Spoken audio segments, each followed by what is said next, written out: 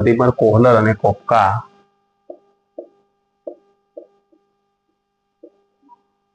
સમષ્ટિવાદી ભારતમાં મનોવૈજ્ઞાનિક પ્રયોગશાળાની સ્થાપના 1905 ભોજેન્દ્રનાથ શીલ દ્વારા કલકત્તા યુનિવર્સિટીમાં કરવામાં આવી। ઇન્ડિયન સાયકોલોજિસ્ટ એસોસિએશનની સ્થાપના ઈસવીસન 1924 મનોવિજ્ઞાન સંશોધન શાખાની સ્થાપના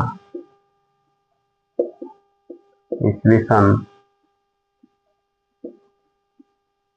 1949 બ્યુરો ઓફ સાયકોલોજીની સ્થાપના ઈસવીસન 1954 અલ્હાબાદમાં। તો મિત્રો આ પ્રકારના જે પ્રશ્નો છે તે